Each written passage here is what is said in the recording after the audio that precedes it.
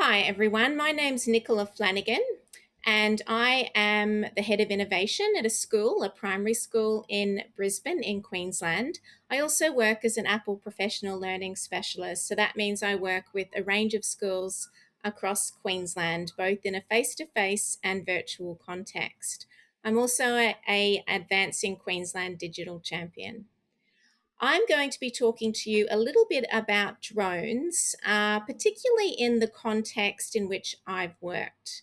And I have worked in my own school in the design of powerful learning, so powerful units of work that have the potential to utilize drones. And I've worked in other schools as well.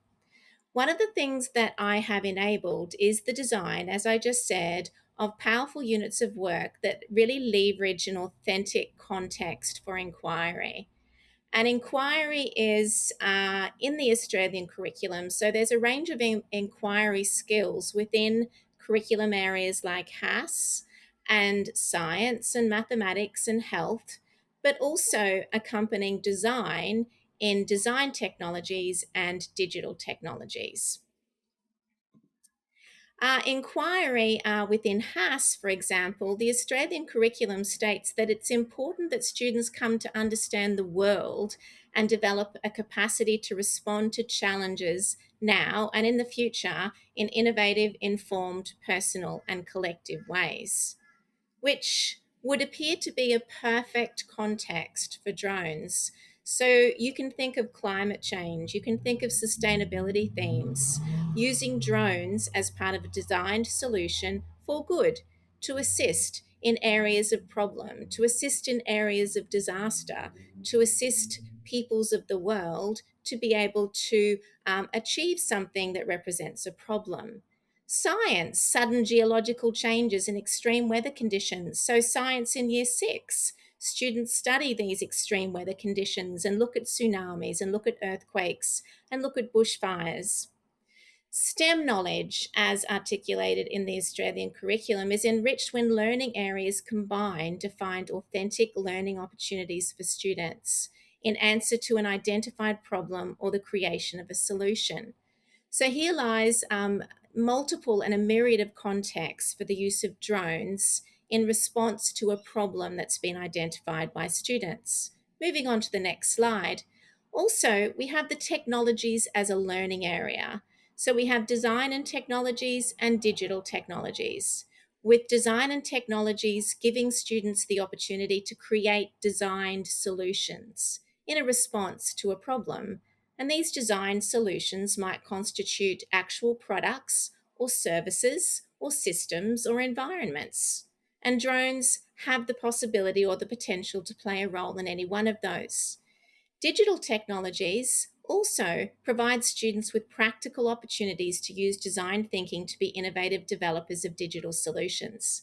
And students will be quite motivated by discussions surrounding the use of drones as authentic digital solutions. So it's possible for students to be using drones as part of a process where they're designing an authentic solution as a digital solution incorporating drones. Moving to the next slide, and this is an example of a possible unit, and this is year six, and I've already mentioned the curriculum context for year six a couple of times. And this one was from my own school, and students were using a design process to connect with the idea of severe disasters that might impact upon Australia. So they were looking at natural disasters and designing a range of solutions that might contribute to support people in various areas to recover from disasters. And you can see over there on the right, there are a couple of images that students have drawn to represent a prototype or a diagram of a way in which a drone might be able to contribute as a designed solution. So you can see some students have identified that drones may be able to play a role in identifying where there are koalas in an area that's being stricken by a bushfire or about to be hit by a bushfire. And you've also got a picture down the bottom on the right there that represents an early warning signal. So some sort of warning being given out to people who may be in houses where bushfires are about to approach. Moving on to the next slide, it gives you the how might we question that students might be supported to use to guide their inquiry in such a connected unit of work. So, how might we use digital technologies to help people in lower socioeconomic areas who have been impacted by a natural disaster? And this one definitely utilizes the science, but it also utilizes some HAS in terms of the people in a lower socioeconomic area. And of course, the design technologies and or digital technologies. So it's definitely a connected unit of work in which students follow a line of inquiry, with drones being just one possibility for a technology that they might design. Here are some examples of prototypes that might come out of a unit of inquiry like this one. So you can see there that the students have designed a drone that is capable of carrying a camera.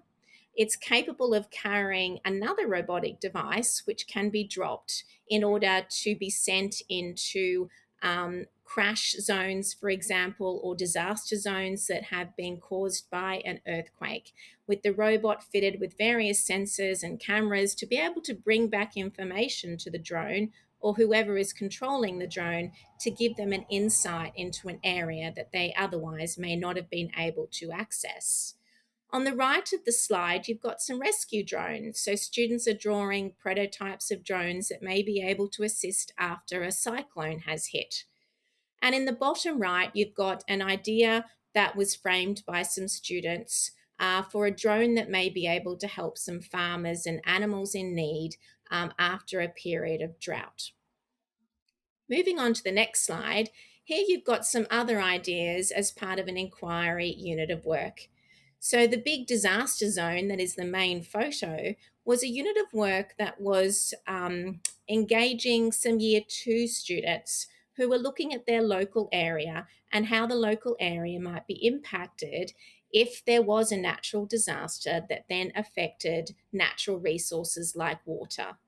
So, older students then worked with these students using drones to activate their motivation and imagination and their connection with this topic, because the idea was that the drones would come in first upon the disaster having occurred, and so that they would be able to get some information back to the rescue team or the emergency team to give them some information about what the disaster zone was like before they moved teams of people in.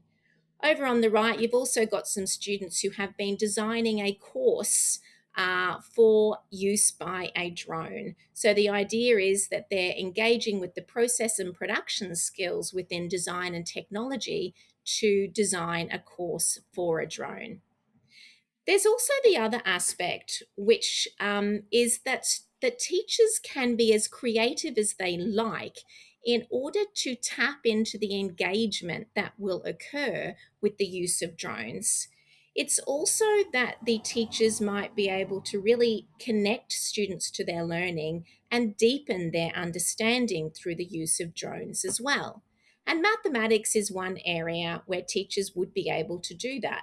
So you can think about measurement and geometry. So students at various stages of primary school have to measure. They have to look at length. They have to talk about non-standard units of measurement. They have to look at angles. They have to look at shape. They have to do some graphing and talk about chance and data. And depending on the creativity of the teacher and what he or she is wanting to achieve, I think drones have tremendous potential within that area as well. Moving on to the next slide, there are some images of this kind of work in action.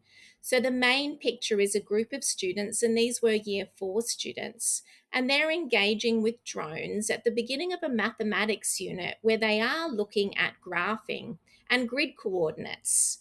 And so this range of activities was given to the students to be able to explore the use of drones, to understand how they work, to appreciate the safety aspects, and then to potentially deepen their understanding whilst engaging with those areas of mathematics.